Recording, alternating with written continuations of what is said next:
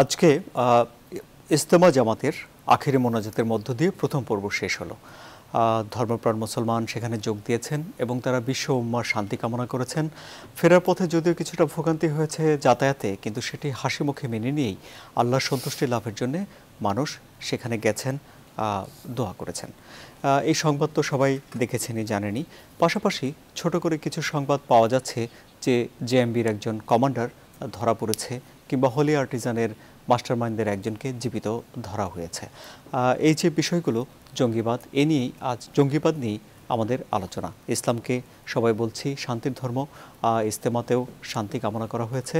তারপরেও জঙ্গিবাদ নিয়ে মানুষের এই যে আতঙ্ক, মানুষের কথা এবং এ থেকে পরিত্রাণের উপায়, এই সব বিষয় নিয়ে আলোচনার জন্য আজ স্টুডিওতে আমাদের আমন্ত্রিত অতিথি আছেন তিনজন।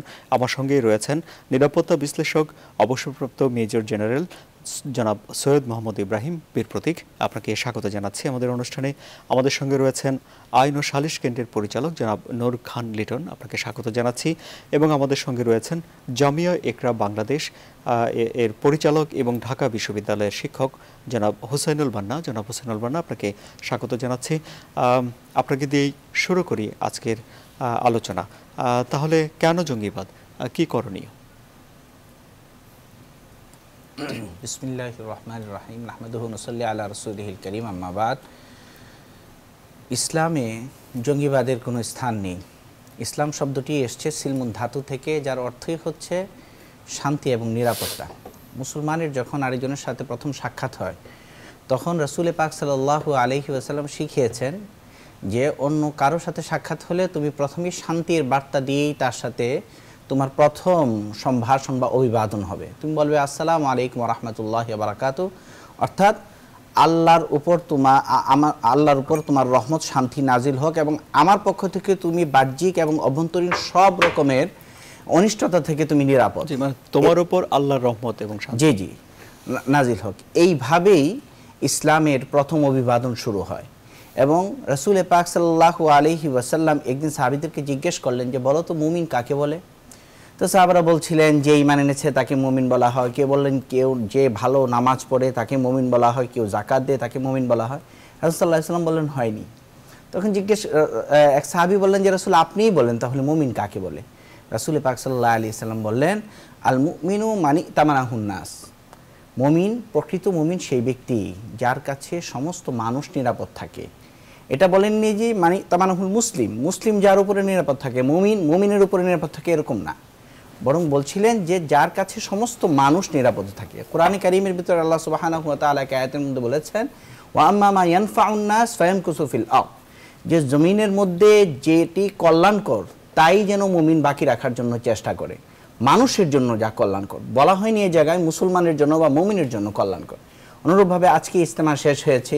ইজতেমার যে তাবলীগ জামাতের মূল যে তাদের স্পিরিটটা হচ্ছে কোরআনের একটি আয়াত, যেখানে আল্লাহ সুবহানাহু ওয়া তাআলা বলছেন যে কুনতুম খায়রা উম্মাতি উখরিজাত লিন-নাস তা'মুরুনা বিল মা'রুফ ওয়া তানহাউনা আনিল মুনকার, যে তোমাদেরকে শ্রেষ্ঠ উম্মত বানানো হয়েছে, মানুষের থেকে তোমাদেরকে নির্বাচন করা হয়েছে, কারণ তোমরা সৎ কাজের আদেশ দিবে এবং অসৎ কাজ থেকে মানুষকে বিরত রাখার জন্য সচেষ্ট থাকবে।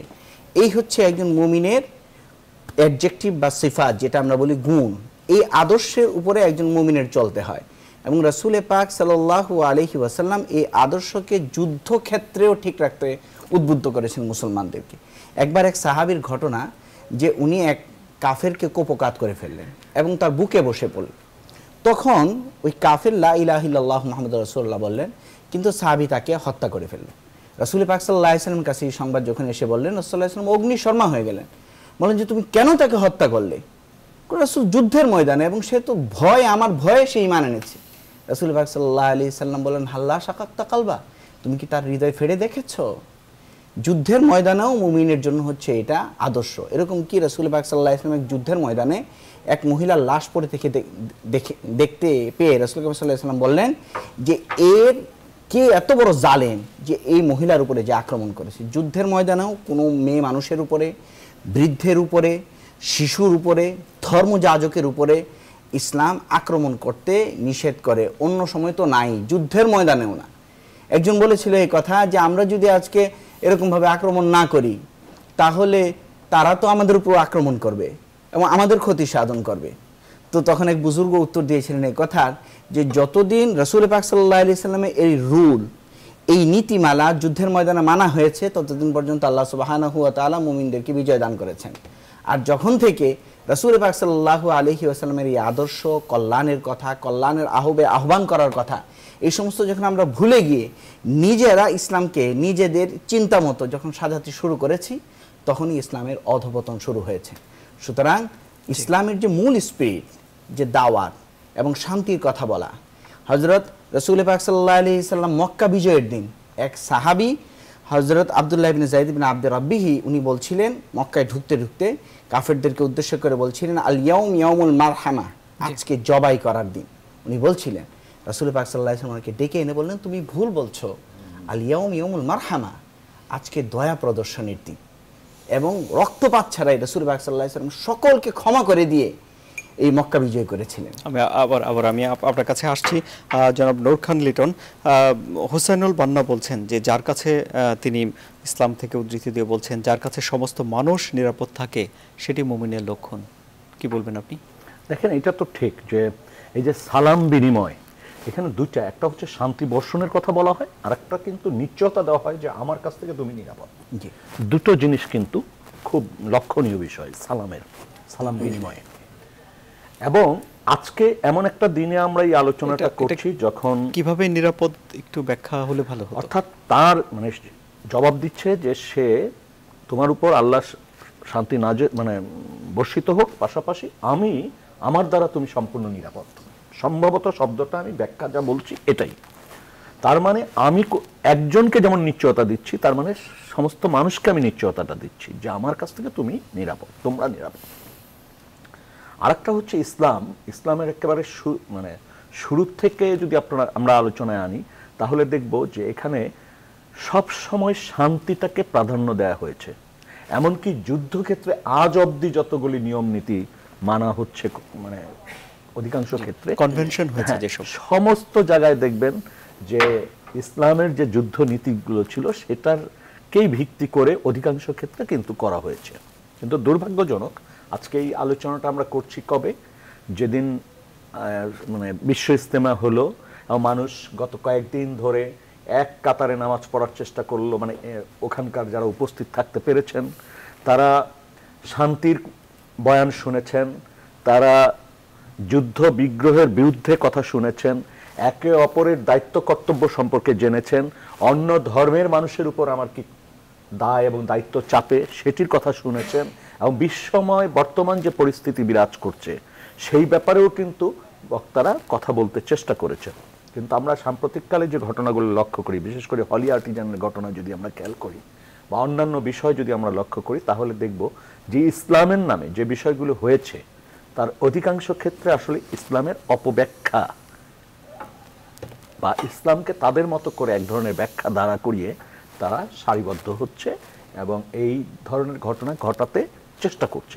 এটার পিছনে আরো একটা কারণ কাজ করে, যখন সমাজে নৈতিকতার কোনো চর্চা থাকে না, একটা সমাজ যখন নৈতিকতা বর্জিত হয়ে যায়, দুর্নীতিতে নিমজ্জিত হয়, যখন স্বাভাবিকভাবে মানুষ যা আশা করে সেটা যখন থাকে না।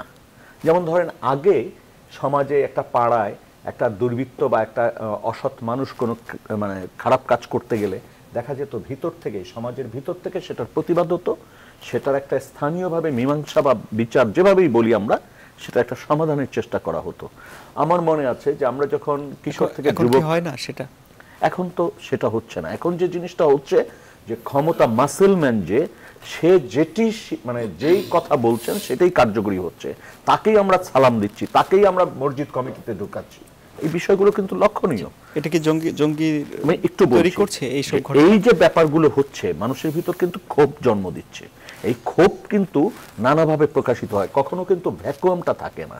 আমাদের বিকল্প, যেমন একটা আদর্শিক রাজনৈতিক চর্চার যে সুযোগ ছিল 60-এর দশক 70-এর দশক, সেই জায়গা থেকে কিন্তু আমরা অনেক দূরে। এই যে একটা ভ্যাকুয়াম তৈরি হয়েছে, এটা শুধু বাংলাদেশে না, এই ভ্যাকুয়ামটা কিন্তু বিশ্বময়। এবং এই ভ্যাকুয়ামটা তো পূরণ করার জন্য কেউ না কেউ এগিয়ে আসবে, সেই যে আদর্শ নিয়ে আসুক, সেটা ভুল আদর্শ হোক, ঠিক আদর্শ হোক ইত্যাদি। সেই জায়গাটাতে বড় ধরনের একটা হোঁচট খেয়েছি আমরা। এবং সেটা কিভাবে খেলাম, যে ইসলামকে ইসলামের নামে বিষয়গুলো কিন্তু হচ্ছে। ইসলামকে ব্যবহার করে এই কাজগুলো, ইসলামের নামে, ইসলামকে ব্যবহার বলতে ইসলামের নামে কিন্তু এই বিষয়গুলো নিয়ে আসা হচ্ছে। আমি আসছি, আপনারা এই জায়গাটিতে যে সংশোধন বা এই জায়গাটিতে যে স্পষ্টকরণ বা এই জায়গাটিতে যে কার্যকরী পদক্ষেপ গ্রহণ করার যে বিষয়টা রয়েছে, সেখানে কিন্তু ঘাটতি দেখা যাচ্ছে আমাদের সবার। যেমন যারা ধর্ম চর্চা করছেন তাদের, যারা ধর্ম চর্চা করেন আর না করেন তাদেরও ঘাটতিটা রয়েছে। জি, জনাব অবসরপ্রাপ্ত মেজর জেনারেল সৈয়দ মোহাম্মদ ইব্রাহিম, তাহলে উনি কিছুটা রাজনৈতিক কথাও বলছেন, আপনি কি বলবেন? আপনি একটি দলের চেয়ারম্যান। নিউজ 24 চ্যানেলকে ধন্যবাদ দিচ্ছি যে দাওয়াত দিয়েছেন। যতটুকু আমার স্মৃতিতে মনে পড়ছে, আনুমানিক 30 দিন আগে আমি সর্বশেষ এখান থেকে প্রোগ্রাম করে গিয়েছি। নতুন খ্রিস্ট বছর 2017-তে যেহেতু প্রথমবার আসলাম, আপনাদের দর্শকদের প্রতি ইংরেজি নববর্ষের শুভেচ্ছা জানাচ্ছি বিলম্বে হলেও। সম্মানিত দর্শক শ্রোতাকে আমার ব্যক্তিগত শ্রদ্ধা জানাচ্ছি, আসসালামু আলাইকুম, এবং বিসমিল্লাহির রহমানির রহিম বলে এটা অত্যন্ত জনগুরুত্বপূর্ণ একটি বিষয়ের আলোচনা শুরু করছি। তবে তার আগে আমি 2 মিনিট সময় আপনার থেকে ধার নিয়ে নিচ্ছি যে বাংলাদেশের আনুমানিক 1 কোটি নাগরিক বিদেশে প্রবাসী আছে, তাদেরকে আমরা বলি প্রবাসী। সেই প্রবাসীদের একটা ম্যাগাজিন আছে, প্রবাস মেলা, ঢাকা থেকে বেরোয়, পৃথিবীর বিভিন্ন দেশে যায়, ইটালি, গ্রিস, সৌদি আরব, কুয়েত, সব জায়গায়। তো সেই প্রবাস মেলা ম্যাগাজিনটা আজকে 2 বছর পুরা হয়েছে। প্রবাসীদের প্রতি শুভেচ্ছা জানানোর জন্য এই প্রবাস মেলাকে আমি অভিনন্দন জানাচ্ছি যে তারা প্রবাসীদের দুঃখ সুখের কথা বলে। আর আপনাদেরই গ্রুপের, যে গ্রুপের মালিকানায় এই নিউজ 24 চলে, 15ই জানুয়ারি রবিবার বাংলাদেশ প্রতিদিন পত্রিকাটা হাতে ছিল দেখে নিয়ে আসছি, ছবিও আছে পৃষ্ঠা নম্বর 5-এ, জঙ্গিবাদ ও ব্যাংকিং খাতের সংস্কার, এটা দেখাচ্ছে আর কি। মানে হলো, এটা দিয়ে বোঝাতে চাচ্ছি যে নিউজ 24-কে ধন্যবাদ, আপনারা একটা চলমান বিষয় নিয়ে, চিন্তার বিষয় নিয়ে আমাদেরকে ডেকেছেন। পত্রপত্রিকাও এটা নিয়ে চিন্তায় আছে, জনগণও চিন্তায় আছে, নাগরিকগণ চিন্তায় আছে, আলেম ওলামা দ্বীনি ব্যক্তিগণ চিন্তায় আছে, ছাত্র সমাজ চিন্তায় আছে, সামরিক বাহিনী চিন্তায় আছে, র্যাব চিন্তায় আছে, পুলিশ চিন্তায় আছে। চিন্তা 2 প্রকারের। কেউ চিন্তা করছেন আমি কোন সময় আক্রমণের শিকার হই, আর কেউ চিন্তা করছেন এই সমস্যা থেকে কেমনে মুক্তি পাওয়া যাবে। তা আজকের এই আলোচনাটা সমস্যা থেকে মুক্তি পাওয়া যাওয়ার চিন্তা নিয়ে আমরা করছি। এখানে সম্মানিত হোসাইনী সাহেব যে কথা বলেছেন তার সঙ্গে আমি সম্পূর্ণ একমত। নূর খান লিটন ভাই বহু বছর যাবত ওনার সঙ্গে পরিচয়, হুজুরের সঙ্গে, হযরতের সঙ্গে অনেক দিন যাবত পরিচয়, এটার সঙ্গে একমত। জঙ্গিবাদ আমরা শুধু বাংলাদেশের 2016 সালের হোলি আর্টিজান দিয়ে চিন্তা করলে হবে না, বা 2004 সালের জেএমবির ভদ্রলোকের নাম জানি কি ছিল, শেখ আব্দুর রহমান, ওনার ঘটনা দিয়ে চিন্তা করলে হবে না। আমি যদি 1960-এর দশকে আপনাকে নিয়ে যাই, লাইলা খালেদ বলে ভদ্রমহিলা, যিনি প্যালেস্টাইনিয়ান এবং প্যালেস্টাইনের স্বাধীনতার জন্য তিনি বোমা প্লেন হাইজ্যাক করেছিলেন এবং সেই প্লেন সহ চলে গেলেন পৃথিবী ছেড়ে, সেটা ঘটনা। অর্থাৎ কিনা মানুষের মনে যখন ক্ষোভ থাকে, সেই ক্ষোভটা বহিঃপ্রকাশ হিসাবে সে এটাকে ব্যবহার করে। এটাকে আমরা বাংলায় এখন বাংলাদেশে জঙ্গি বলছি। জঙ্গি শব্দটা আমাদের এখানে আবিষ্কৃত, এটা এখন থেকে 15-20-25 বছর আগে শব্দটা কিন্তু ছিল না। ইংরেজিতে যেটা ছিল টেরোরিজম, তার হুবহু বাংলা নাই। সন্ত্রাস বলতে পারেন, মিলিটেন্সি বলতে পারেন, এক্সট্রিমিজম বলতে পারেন। সেই জন্যে আমাদের জঙ্গিবাদটাকে যদি আমরা এরকম মনে করি যে মানুষ মেরে একটা মতাদর্শ প্রতিষ্ঠার সংগ্রাম, যদি আমরা বলি আমাদের দৃষ্টিতে যে মানুষ মেরে তোমার মতাদর্শ প্রতিষ্ঠা করতে চাচ্ছ, তো এটার সঙ্গে আমরা শতভাগ দ্বিমত পোষণ করব। এর কারণ ঢাকা বিশ্ববিদ্যালয়ের সম্মানিত শিক্ষক, একজন দ্বীনি আলেম জনাব হোসাইন এল বান্না, উনি বলেছেন, এটা বান্না নামটা ঐতিহাসিক নাম জানেন তো, তো উনি এটা ব্যাখ্যা দিয়েছেন। এর সঙ্গে একটা ছোট্ট কথা, আর একটু বাড়ানোর জন্য একটা কথা মনে এসে গেল, ওনার কথা শোনার সময় আবার ভুলে যাব। উনি যুদ্ধের ক্ষেত্রে একজন ব্যক্তিকে কেন মারলো ঈমান আনার পরেও সেটা ব্যাখ্যা দিয়েছেন। আমি তার সঙ্গে যোগ করছি, ইসলামের 4র্থ খলিফা হযরত আলী যুদ্ধের ময়দানে ছিলেন। একজন ব্যক্তিকে, তিনি মুসলমান না, অমুসলমান শত্রুপক্ষের একজন ব্যক্তিকে মারার জন্যে তিনি তার বুকের উপর চেপে বসছিলেন। সেই সময় সেই শত্রু ব্যক্তি হযরত আলীর মুখে থুতু নিক্ষেপ করে। হযরত আলী তাকে মারা থেকে বিরত থাকলেন। সবাই বলল তুমি শত্রুকে ছেড়ে দিলে কেন? ওই ছেড়ে দিলাম দুটো কারণে। এই থুতু মারার আগে পর্যন্ত সে ছিল আমার শত্রু, আমি তাকে একটি মাত্র কারণেই তাকে আমি হত্যা করতাম, যে যুদ্ধের ময়দানে দুই পক্ষের মধ্যে সে আমার কবজা হয়েছে। কিন্তু যখনই থুতু মারলো তখন আমার মনের মধ্যে রাগ সৃষ্টি হলো যে তুই আমার গায়ে থুতু মারিস, তাহলে আমাকে যেন আল্লাহ তাআলা বলেন না যে তুই তো অহংকারী হয়ে প্রতিহিংসা পরায়ণ হয়ে রাগান্বিত হয়ে একজনকে হত্যা করেছিস। এই গল্পটা দিয়ে আমি এই কাহিনীটা গল্প বলাটা উচিত না কোনোদিনও, আল্লাহ মাফ করুক। ইসলামের দিন, ইসলামের রাসূল পাক সাল্লাল্লাহু আলাইহি ওয়াসাল্লামের সাহাবীগণকে নিয়ে কোনো গল্প নাই, যা আছে সত্য। ওনারা আকাশের নক্ষত্রের মতো, ওনাদের যে কোনো একজনকে ফলো করলে আল্লাহ রাসূল বলেছেন তোমরা বিপথে যাওয়ার সম্ভাবনা কমে যাবে। এই জন্য বলছি যে এই উদাহরণটা দিয়ে বুঝাতে চাচ্ছি যে কতটুকু সংযত থাকতেন ওনারা একজন মানুষকে হত্যা করার ব্যাপারে। এবং উনি সম্মতি দিবেন, আমি শুধু বাংলায় বলতে পারবো, উনি সূত্রও বলতে পারবেন, যে একজন মুসলমান যদি আরেকজন ব্যক্তিকে হত্যা করে তাহলে ধরে নিতে হবে সে সমস্ত মানব জাতিকে হত্যা করেছে। আর একজন মুসলমান যদি আর একজন মুসলমানকে রক্ষা করে, হেফাজত করে, তাহলে ধরে নিতে হবে সে সমস্ত মানব জাতিকে হেফাজত করেছে। এই কথাগুলোকে যদি আমরা মনে রাখি তাহলে কোনো মতেই সুস্থ মস্তিষ্কে আমরা চিন্তা করতে পারি না যে অস্ত্রের ব্যবহারের মাধ্যমে নারী হত্যা করে, শিশু হত্যা করে, অন্য মানুষকে হত্যা করে আপনি কেমনে দিন ইসলামের মতবাদ প্রতিষ্ঠিত করবেন। আপনার হাতে সময় থাকলে আমরা আরো আলোচনা আসবো। একজন দর্শক আছেন, একজন দর্শকের ফোনটা নিয়ে আবার আলোচনা আসতে পারি। দর্শক আমি কন্টিনিউ করতে চাই। জি অবশ্যই। দর্শক আপনার নাম পরিচয় বলে আপনি প্রশ্ন করুন। জি, আমি নজরুল ইসলাম পাবনা থেকে বলছিলাম। বলুন, আপনার প্রশ্ন বলুন। জি, আমি একটু যোগ করতে চাচ্ছি যে সর্বক্ষেত্রে আমরা শুনতে পাচ্ছি যে ইসলাম এবং কোরআন এবং হাদিসের বাণী তাকে অপব্যাখ্যা করে সবাইকে মিসগাইড করা হচ্ছে। তো এইখানে আমার মতামত হলো যে আমরা কেমন শিক্ষায় শিক্ষিত হচ্ছি যে একজন মিসগাইড করলে তার ভুলটাকে আমরা ধরতে পারছি না। জি, অনেক ধন্যবাদ। কিন্তু আমরা সেই ভুলটা ধরতে পারছি না। নিশ্চয়ই ডক্টর মোহাম্মদ শহীদুল্লাহর বক্তব্যটা এখানে এসে যায় যে আমরা জেনারেল শিক্ষায় শিক্ষিত হচ্ছি কিন্তু কোরআন এবং হাদিসের জ্ঞানটা আমাদের মধ্যে নাই। তার জি, আপনার প্রশ্ন বুঝতে পেরেছি। একটু হোসেনুল বান্নার মন্তব্যটা নিয়ে আবার আসি আপনার কাছে। জি জি, দর্শক যা বলছিলেন আমি স্যারের সাথে একটু অ্যাড করব। স্যার বলছিলেন যে একজন যদি আরেকজন মুসলমানকে রক্ষা করলো তাহলে যেন সারা বিশ্বের মানুষকে রক্ষা করলো এরকম। তো কোরআনের আয়াতটা হচ্ছে মিনাজিল যালিকা কাতাবনা আলা বানি ইসরাঈল আন্নাহু মান কাতালা নাফসান বিগাইরি নাফসিন আও ফাসাদিন ফিল আরদি ফাকান্নামা কাতালান নাস জামিয়া। যে কেউ একটা প্রাণ, খালি মানুষের না, প্রাণ, কোনো একটা প্রাণ যদি কেউ রক্ষা করে তাহলে সে যেন গোটা এই জাতিকে, যার যত প্রাণ বিশিষ্ট বসবাস করে এই পৃথিবীতে, সবাইকে যেন রক্ষা করার সে সওয়াব পেল। আর যে হত্যা করলো অন্যায়ভাবে একটি প্রাণকে, মানুষ না হয়ে পশুও যদি হয়, অন্যায়ভাবে যদি হত্যা করে তাহলে গোটা এই প্রাণ শক্তি যা আছে প্রাণী জগৎকে হত্যা করার গুনাহ সে যেন তার ঘাড়ে চাপিয়ে নিল। এখন আমি ভাইয়ের কথার উত্তরে আসব যে দেখুন, এটা তো সবাই বলছেন এই কথা যে নৈতিকতা শিক্ষা এটা আমাদের জন্য খুব প্রয়োজনীয় জিনিস, এটা আমি বলছি। এবং একটু ঠাট্টা করে বলতে হয়, যেই ভাই বলছেন ওই ভাইও তার সন্তানকে বলেন যে নৈতিকতা শিক্ষা দিব, কিন্তু নিজেরা শেখান না।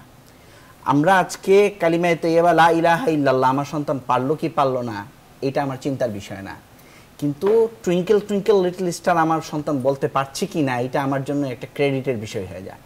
আজকে আমি আমার সন্তানকে মাদ্রাসায় তো দূরের কথা, বাংলা মিডিয়াম স্কুলে দিলেই আমার স্ট্যাটাস মেনটেন হয় না। বরং চিন্তা করতে থাকি আমি যে যদি ইংলিশ মিডিয়াম স্কুলে না পড়ি তাহলে আমি স্ট্যাটাস কীভাবে মেনটেন করব। এই যে আমাদের সমাজের এই পরিস্থিতিটা, আজকে জঙ্গিবাদের বিষয়টা, এটা কেবল আমাদের মানে দেশীয় বিষয় না, এটা তো একটা আন্তর্জাতিক বিষয়। এবং আজকে এই পর্যায়ে এসে আমাদের দেশও ধাক্কা খাচ্ছে, আমি এটা বলবো আন্তর্জাতিক বিষয়গুলিকে।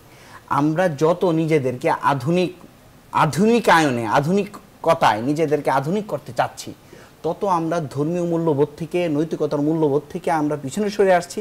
আমাদের অজ্ঞতা এই বিষয়ে আসছে এবং এটার একদল সুযোগ নিচ্ছে, যারা এই ধর্মীয় বিষয়টাকে, আমাদের যে কোনো বিষয়ে যদি ল্যাকেজ থাকতো ওইটারই তারা সুযোগ নিত। এখন যেহেতু ধর্মীয় বিষয়ে আমাদের ল্যাকেজ আছে, এই ল্যাকেজটাকে তারা কি করছে, সুযোগ নিচ্ছে, আমি সুযোগ বলবো নিচ্ছে। Nothing else. তাহলে আপনার কাছে একটা প্রশ্ন থাকবে, তাহলে শিক্ষা ব্যবস্থা কি একমুখী করা উচিত? যদি একমুখী করতে হয় তাহলে সেটা কেমন হতে পারে, আপনি কি বলবেন? এটা তো মুরব্বীরা অনেকেই বলেন, এবং আগেও এটা ছিল, ব্রিটিশ আমলেও মুসলমানরা ক্লাস 5 পর্যন্ত পড়তো, বা একটা স্টেজ পর্যন্ত সবাই একমুখী শিক্ষাই পড়তো। পরবর্তীতে প্রত্যেকে নিজেরা চুজ করতো নিজেদের বিষয়গুলোকে, এবং এগুলি নিয়ে কিন্তু বর্তমানে এখন চিন্তা হচ্ছে।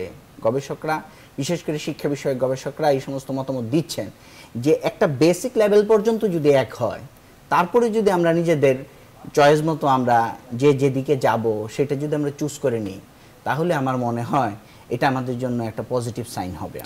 সেক্ষেত্রে কি আপনার সিলেবাসের ক্ষেত্রে মানে কাদের সিলেবাস বেশি বদলাতে হবে, মাদ্রাসার, বাংলা মিডিয়াম নাকি ইংলিশ মিডিয়াম? এটা তো আসলে সিলেবাস যখন প্রত্যেক সিলেবাসকে যখন সামনে নিয়ে আসা হবে, তখন এটা নিয়ে পর্যালোচনার পরেই আমরা বুঝতে পারবো যে কারটা পরিবর্তন করা বেশি প্রয়োজন। হ্যাঁ, তবে বেসিক বিষয় এবং ধর্মীয় এবং নৈতিকতার বিষয় স্কুল এবং ইংলিশ মিডিয়াম স্কুলগুলি যেগুলি আছে এবং জেনারেল স্কুল যেগুলি আছে, এগুলোতে আরও বাড়ানো দরকার বলে আমার মনে হয়। জি, জনাব নূর খান লিটন, বিভ্রান্ত করে ফেলতে পারছে সহজে দর্শক যেটি ফোন করলেন, কেন এমনটি? আসলে ওই যে চিন্তার ক্ষেত্রে যে একটা বিষয়টাকে আসলে সহজ বিভ্রান্ত করা নাকি অনেক কঠিন পথ পাড়ি দিয়ে? এটা আসলে অনেক কঠিন পথ পাড়ি দিয়ে এই বিভ্রান্তি, কারণ আপনাকে মনে রাখতে হবে আমাদেরকে যে আমরা এখন যখন বিভ্রান্তির কথা বলছি, কিন্তু এই বিভ্রান্তি এই পর্যায়ে যে একটা মানুষ জীবন দিয়ে ফেলছে, বিভ্রান্তির পর্যায়টা, এটাকে তো আমরা ছোট করে দেখার সুযোগ নেই। তাহলে এই বিভ্রান্তিটার সুযোগটা কিভাবে নিচ্ছে, আমরা তো বিভ্রান্তির কথা বলছি সবাই, সুযোগটা কিভাবে নিচ্ছে, এইটা হচ্ছে বিশেষ ব্যাপার। আরেকটা হচ্ছে আমি খুব বেশি গুরুত্ব দিতে চাই, সেটা হচ্ছে বান্না ভাইও যেটা বললেন, আমি জানি আমার বড় ভাই একই কথা বলবেন, সেটা হচ্ছে নৈতিকতার যে স্খলন, এই বা নীতি বর্জিত যে ব্যবস্থাগুলো চলছে সমাজে, শিক্ষা বলেন, সামাজিক আচার আচরণ, সব ক্ষেত্রে, এই এমনকি রাজনীতিতে, ওইটা যদি আমরা পুনরুদ্ধার না করতে পারি, তাহলে এরকম এই যে মহামারীর মতো আমাদের মানে এই এক্সট্রিমিজম চেপে বসছে, এটা হয়তো আজকে ধর্মের নামে বসছে, কালকে আরেকটা নামে বসবে। এই যে পরিস্থিতি, এই পরিস্থিতির থেকে বাঁচতে হলে আসলে নৈতিকতার শিক্ষায় নৈতিকতার বিষয়টাকে খুব গুরুত্ব দিতে হবে, এক। 2 নাম্বার হচ্ছে আপনি সমাজে সব শৃঙ্খলা ভঙ্গ করে ফেলবেন, শৃঙ্খলার জায়গাগুলো দুর্বল করে ফেলবেন, আর আপনি কোনো মানুষকে প্রতিবাদের সুযোগ দিবেন না বা অন্যান্য বিষয়গুলোর সাথে, তখন কি হয়, এক ধরনের ক্ষোভ জন্ম হয়। সেই ক্ষোভটা কে কাজে লাগাবে? সেই ক্ষোভটা এই ধরনের মানে আমরা যেটা অনাকাঙ্ক্ষিত শক্তি বলছি, তারাই তো কাজে লাগাচ্ছে, তারা লাগাবে। এইখানে আজকে সবচেয়ে জরুরি যে বিষয়টা হচ্ছে, দেখেন, পাওয়া না পাওয়ার একটা যন্ত্রণা কিন্তু অর্থনৈতিক ক্ষেত্রে আছে। এত দ্রুত এই সমস্ত কাঠামো গড়ে উঠছে, বিল্ডিং, আবার পাশে পাশে কিন্তু এখন না খেয়ে মানুষ মরে না, কিন্তু তার আকাঙ্ক্ষা তো অনেক বড়, সে তো অর্থনৈতিক দিক দিয়ে অনেক দুর্বল অবস্থায় আছে, এটাও কিন্তু সত্য। তো এই যে আমরা যে ক্রমান্বয়ে দুটো শ্রেণী এত দ্রুত দুই দিকে যাত্রা করছি, এবং যেখানে ব্যবধানটা এত বেশি হয়ে যাচ্ছে, যেটি আগামীতে আরো নতুন নতুন সমস্যার জন্ম দিতে পারে, সেই ক্ষেত্রে এখন যেটা দরকার, একটা শিক্ষা ব্যবস্থা এমনভাবে আমরা করি যে আমাদের যে ত্রিমুখী শিক্ষা ব্যবস্থা এখন সম্ভবত আছে, এইটাকে একটা সমন্বিত রূপ দেওয়া দরকার। এইটাকে সমন্বিত রূপ যদি না দিতে পারি, তাহলে যে জিনিসটা সমাজে খুব সুন্দরভাবে বলেছেন যে বাংলা মিডিয়ামে যে পড়ছে সে একভাবে পড়াশোনা করছে, ইংরেজি মিডিয়ামে যে পড়ছে তার স্ট্যাটাস এইটা ওইটা রক্ষার জন্য আরেকভাবে চেষ্টা করছে, এমনকি কথাবার্তা বলার ধরনও কিন্তু সে পাল্টে ফেলছে, এমনকি বাংলাটাকেও সহজবোধ্য সে রাখছে না, আমি নিশ্চিত রাখছে না, তার খাবারের প্যাটার্ন চেঞ্জ হয়ে, মানে খাবারের যে সেটাও চেঞ্জ হয়ে গেছে। এই জায়গাগুলোতে আসলে আমাদের সমাজের মানুষকে ভাবতে হবে, এবং সবচেয়ে জরুরি যেটা, যে নীতিহীন যে অবস্থান সর্বক্ষেত্রে এবং দুর্নীতি, এই জায়গাগুলির থেকে আমাদের রিপেয়ার করতে হবে। যদি আমরা এটা করতে ব্যর্থ হই, তাহলে কোনটার উপর আপনি গুরুত্ব দিবেন, শিক্ষা ব্যবস্থা ঠিকঠাক করা নাকি দুর্নীতি দূর করা? এক কথা বলতে গেলে আমাকে যদি বলেন, আমি মনে করি যে সমাজের নৈতিকতার জায়গাটাই আমি নৈতিকতা। জি, জনাব সৈয়দ মোহাম্মদ ইব্রাহিম, কোনটা আসলে গুরুত্ব পাওয়া উচিত, দুর্নীতি দূর করা, রাজনৈতিক অধিকার, নাকি শিক্ষা ব্যবস্থা ঠিক করা? আপনার প্রশ্নটার উত্তর তো দিবই, আপনি মনে রাখেন প্রশ্নটা, রাখলাম, সেভ করে রাখলেন আর কি, ফেসবুকে যেরকম সেভ করে রাখি সেরকম সেভ করে রাখলাম। গত 15-16 দিন আগে, অর্থাৎ 29, 30, 31 ডিসেম্বর চট্টগ্রাম জেলার সম্মিলিত ইজতেমা তাবলীগের হয়েছিল ঘটনাক্রমে আমার জন্মস্থান চট্টগ্রাম জেলার হাটাদারি থানা, হাটাদারি সদর থেকে একটু উত্তরের দিকে চারিয়া, বিরাট মাঠ সেখানে। তো টঙ্গীর ইজতেমায় ব্যক্তিগতভাবে অনেকদিন যাই নাই, 15-20 বছর আগে গিয়েছি, কিন্তু ঘরে বসে মোনাজাত করতাম। ওনারাও ক্রমান্বয়ে প্রযুক্তির সঙ্গে সম্পর্কিত হচ্ছেন। 10 বছর বা 11 বছর আগে ওনারা মাইকে নামাজ পড়াতেন না। আবার কিছুদিন পূর্বে ওনারা যখন মোনাজাত করতেন, আমি মহাখালী ডিওএইচএস মোবাইল ফোনে মোনাজাতটা শুনতাম। একজনকে বলতাম তুমি মাইকের সামনে মোবাইল অন করে দেখো, আমি এখান থেকে শুনতেছি। এখন টেলিভিশনে সিনারিওটা দেখায় এবং বলা হচ্ছে। তো এটার মাধ্যমে আমি, আপনি যেহেতু তবলিগ সময় কথাটা এনেছিলেন একদম শুরুতেই, ঠিক না ভাইয়া? জি জি। যে ওনারাও দিন ইসলামের দিকে দাওয়াত দিচ্ছেন, মেহনত করার উপরে অত্যন্ত গুরুত্ব প্রদান করেন। সব জায়গাতেই আমি ওনারা যেটার উপরে গুরুত্ব দেন, আমি অতি বিনীতভাবে বলছি, আমি নিজেই গুনাহগার বান্দা, মাপ চাই আমার ভুলভ্রান্তির জন্যে। সেটা হচ্ছে যে ব্যক্তিকে সংশোধন করার উপরে ওনারা গুরুত্ব দেন এবং দিনের পথে আসার জন্য ওনারা দাওয়াত দেন। ব্যক্তি সংশোধন করতে হলেই আপনাকে শিক্ষা ব্যবস্থায় যেতে হবে। ছোটকালে আমরা বাগদাদ শরীফ চিনতাম, আজমির শরীফ চিনতাম, মক্কা শরীফ চিনতাম। এখন বুড়াকালে টেলিভিশনের কল্যাণে এগুলো আরো বেশি জানার কথা, কিন্তু বাগদাদকে চিনতেছে এখনকার মানুষ more because of bombing and more because of Islamic State IS, rather than আমরা যেটার জন্য জানতাম যে খলিফা হারুন রশিদের রাজধানী এবং গৌসুল আজম বরপীর হযরত আব্দুল কাদের জিলানী রহমতুল্লাহ আলাইহির সমাধিস্থল। পারসেপশন চেঞ্জ হয়ে যাচ্ছে। আর আমি খুব অপ্রিয় একটি কথা বলবো, আমি মহান আল্লাহ রাব্বুল আলামিনের দয়ায় মধ্যবিত্ত ঘরের সন্তান, নিজের মেধায় যোগ্যতায় ফোর্থ ক্যারিয়ার কলেজে ঢুকেছিলাম 1968-এ বের হয়েছি প্রতিযোগিতামূলকভাবে বোর্ডে প্রথম স্থান অধিকার করে, তাও মহান আল্লাহ তাআলার দয়া এবং সৌজন্য আমার শিক্ষকবৃন্দ। লেখাপড়ায় খারাপ মুঠেই ছিলাম না, সামরিক লেখাপড়ায় অত্যন্ত ভালো ছিলাম এবং মহান আল্লাহ তাআলা এ পর্যন্ত অনেকটুকুই দিয়েছেন। সেই জন্য আমার আবেদন আর কি, যারা খুব র্যাডিক্যাল, যে একটু মেহরবানি করে 68 বছর বয়স্ক অবসরপ্রাপ্ত মেজর জেনারেল ইব্রাহিম বীর প্রতীক, তার কথাটাকে যদি একটুখানি খেয়াল করেন, যে সেই লোকটা এদিকও দেখেছে এদিকও দেখেছে, যে শিক্ষা ব্যবস্থায় ধর্মকে যদি বিসর্জন দেন, তাহলে আপনি কিন্তু জীবনের অর্ধেকটার বেশি কি বিসর্জন দিচ্ছেন।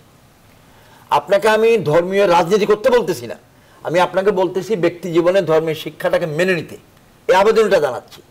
আপনাকে অন্ধের মতো পাশ্চাত্যের অনুকরণ করতে মানা করতেছি, আহ্বান জানাচ্ছি, পাশ্চাত্যের অনুকরণ সব বিষয়ে শুভ নয়। লিভিং টুগেদার, বিবাহ ছাড়া পুরুষ এবং মহিলা একই ছাদের তলে যে সংসার করছে ঢাকা শহরে কয়েক হাজার, আপনি জানেন তো।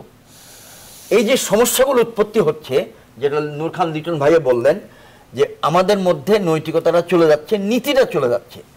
মাননীয় প্রধানমন্ত্রী বঙ্গবন্ধুর কন্যা, বঙ্গবন্ধু ছিলেন প্রবাসী মুক্তিযুদ্ধ সরকারের প্রেসিডেন্ট, ওনার নেতৃত্বে বাংলাদেশ প্রস্তুত হয়েছে যুদ্ধের জন্য, ওনার নেতৃত্বে বাংলাদেশ যুদ্ধ করেছে এবং আমিও যুদ্ধ করেছি। সেক্টর কমান্ডার মহোদয় এখন যুদ্ধ করেছেন, ওনার হয়ে শহীদ রাষ্ট্রপতি জিয়াউর রহমান মেজর র্যাঙ্কে স্বাধীনতার ঘোষণা দিয়েছিলেন। সেই বঙ্গবন্ধুর কন্যা যতবার বলেন মুক্তিযুদ্ধের চেতনাকে আপহেল করার জন্যে, তার 10 ভাগের 1 ভাগ কি বলেন বাংলাদেশকে দুর্নীতিমুক্ত সমাজ করার জন্যে? বলেন না। তিনি কি নৈতিকতার পক্ষে আহ্বান জানান? জানান না। কারণ সমাজের রন্ধে রন্ধে, স্টেপে স্টেপে, স্টেজে স্টেজে, রাজনীতি বলেন, শিক্ষা মন্ত্রণালয় বলেন, শিক্ষা বলেন, ব্যাংক বলেন, মাদ্রাসা বলেন, একজন তো উদাহরণ দিলেন মসজিদ, টাকা থাকলেই ডোনেশন দিয়ে আপনি মসজিদ কমিটিতে ঢুকে যাচ্ছেন।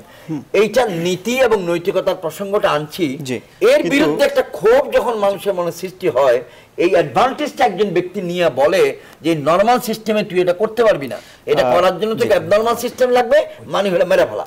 এই যে একটা ব্যতিক্রম না, এখন যে শিক্ষা ব্যবস্থা যেখানে আছে সেখানে প্রতি ক্লাসে সেখানে ধর্ম শিক্ষা বই আছে। কোনো ক্লাসে নিশ্চয়ই আপনার দুর্নীতি শেখানোর কোনো আলাদা সিলেবাস নাই, সেখানেও বলা হয় ক্লাসে যে দুর্নীতি মুক্ত রাখতে হবে। কিন্তু কথা হলো যে কিন্তু কেন লোকজন এত হয়ে যাবে কেন, মানে তারা বিভ্রান্ত হয়ে মানুষ মেরে ফেলবে, সেটার জন্য আপনি বলবেন যে আমাদের শিক্ষা ব্যবস্থায় না না না, শুধু বাংলাদেশের অবস্থা বলছি না, কোনো মতেই যেন মেহরবানি করে ভুল না বোঝেন। প্রযুক্তির কারণে পৃথিবী যত এগিয়ে যাচ্ছে, বাংলাদেশ বিমানের একটা অ্যাডভার্টাইজমেন্ট স্লোগান ছিল না, পৃথিবীটা হাতের মুঠোয় না পৃথিবীটা কাছে মুঠোয়। হাতের মুঠোয়। না, বরং তো এখন তো শিক্ষা ব্যবস্থার যে সিলেবাস না, আছে সেই সিলেবাসে তো অনেক কিছু উদ্ভট যোগ করার ব্যাপারেও প্রশ্ন উঠছে। হ্যাঁ হ্যাঁ, উঠতেই পারে, কারণ আপনার এক্সট্রিমিজমটাকে আমরা এনকারেজ করছি। আমি মুসলমান ভাইদেরকে বলবো, অমুসলমান ভাইদেরকে বলবো, ধর্মনিরপেক্ষবাদী ভাইদেরকে বলবো, অবিশ্বাসী তথা নাস্তিক ভাইদেরকে বলবো, আস্তিক ভাইদেরকে বলবো, সবাইকেই বলবো এক্সট্রিমিজম বা চরমপন্থা কোনো অবস্থায় কোনো কিছুর জন্যই মঙ্গলজনক নয়। বর্তমানে আল্লাহ তাআলা আমাদেরকে এক্সট্রিমিজম হতে শিক্ষা দেন নাই, আল্লাহ রাসূল এক্সট্রিম হতে শিক্ষা দেন নাই। বর্তমানে সিলেবাস কি এক্সট্রিমিজমকে উস্কে দেয়? বর্তমান সিলেবাসের মধ্যে সরকার বা যারা শিক্ষা কারিকুলাম ইত্যাদি নিয়ে কাজ করেন, আমার মনে হচ্ছে ওনারা ওই শিশুদের খেলার মাঠে, এটাকে আমরা বলতাম সিস, মানে দুই দিকে দুই বাচ্চা বসে, একবার এদিকটা উঁচা ওঠে একবার এদিকটা উঁচা ওঠে, ওনারা মনে হচ্ছে এরকম সিসর মধ্যে পড়ে গেছেন। কারণ যারা আমরা অনেকেই মনে করি শিক্ষা ব্যবস্থার মধ্যে ত্রুটিপূর্ণ আছে এবং ধর্মের বেসিক জিনিসটা নাই, ধর্মের নীতির বেসিক জিনিসটা নাই, সেটা দিতে গিয়ে আবার ওনারা যারা পুস্তক রচনা করেছেন ওনারা কি আরেকটি অংশকে, যারা ধর্মকে দূরে রাখতে চান, ধর্মকে পছন্দ করেন না, শব্দটি বানানটাও শুনতে চান না, তাহলে কি তারাও কি তাদের আক্রমণের শিকার হচ্ছেন? আমি বিরতিতে যাব, how do reconcile between the two? বিরতিতে যাব, যাওয়ার আগে একটা শেষ প্রশ্ন। সাজেশনটা হচ্ছে you have to find a way, আপনাকে একটা রাস্তা বের করতে হবে to reconcile between the two. আপনাকে একটা শেষ প্রশ্ন করি, তাহলে কি শেষ কেন, আরো আছে জি ধারণা সময় আছে, সেগুলো প্রশ্ন করব, কিন্তু বিরতিতে যাওয়ার আগে এক বাক্যে জবাব চাইব। তাহলে কি আপনি ধর্ম ভিত্তিক সিলেবাস চাইছেন? কোনো মতেই না। ঠিক আছে, এই বিষয়ে আমরা বিস্তারিত ধর্মকে বিয়োজন করে কোনো কিছু চাই না, নৈতিকতাকে চাই, এবং নৈতিকতার অন্যতম উৎস, শক্তিশালী উৎস হচ্ছে ধর্মীয় মূল্যবোধটা। সেটা আমার দিন, আমার ধর্ম নয়, কিন্তু সকল ধর্ম। জি, এখন ঠিক আছে, আমার আরো প্রশ্ন থাকবে। মূল্যবোধ এবং নৈতিকতা, সেটি কি ধর্মীয়ই হতে হবে নাকি নৈতিকতা আলাদা একটি শব্দ? সেই ব্যাখ্যা আমি জানতে চাইবো, তবে সেটা বিরতির পর। আমাদের সঙ্গে থাকুন দর্শক।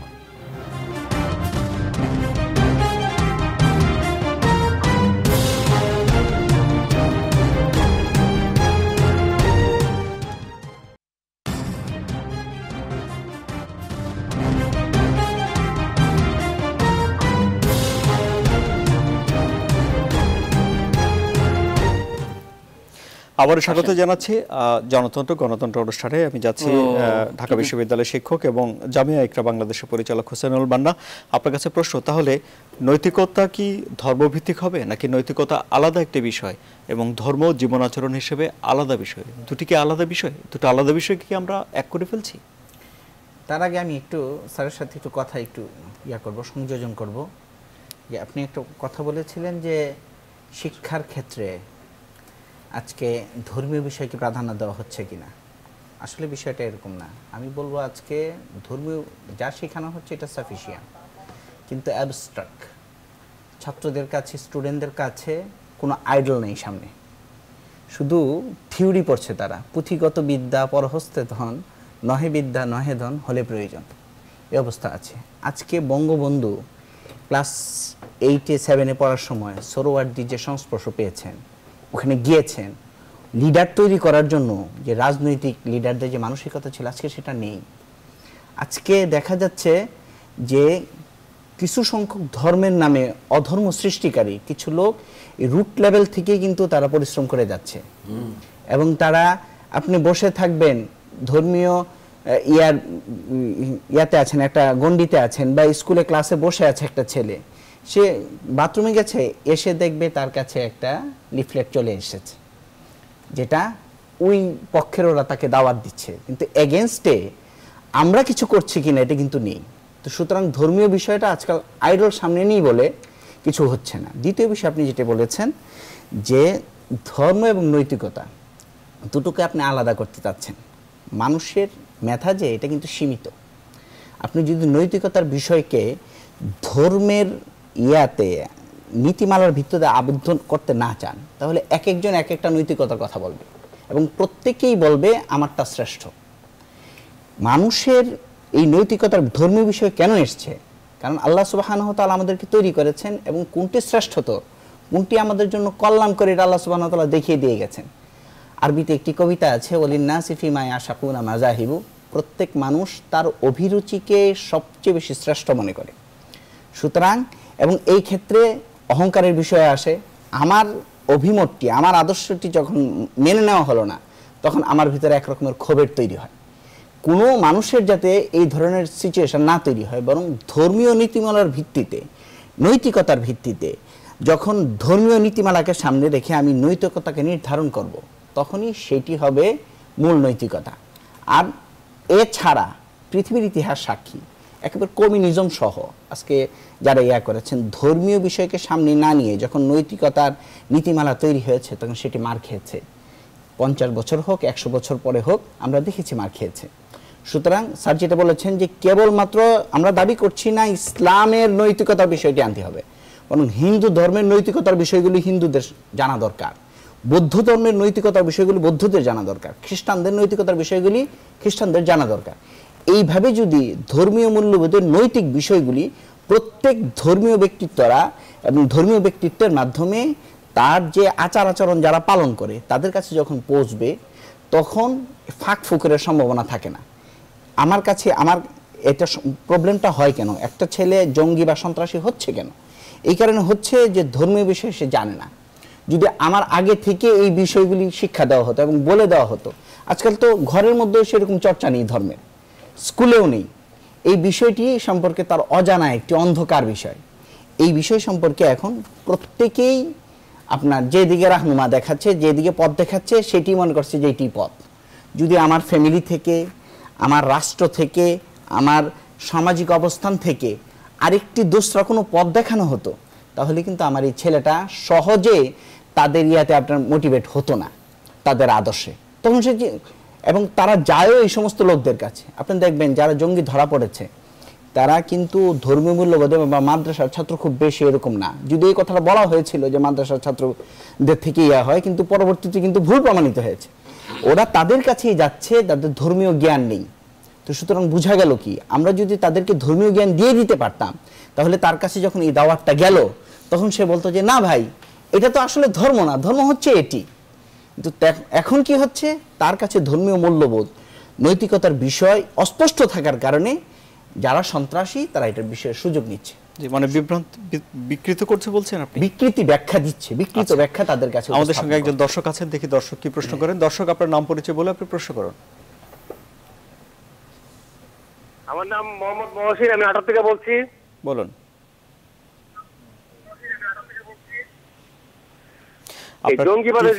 জি, আপনার টিভির সাউন্ড ছেলেরা চলে যাচ্ছে, এটা কি?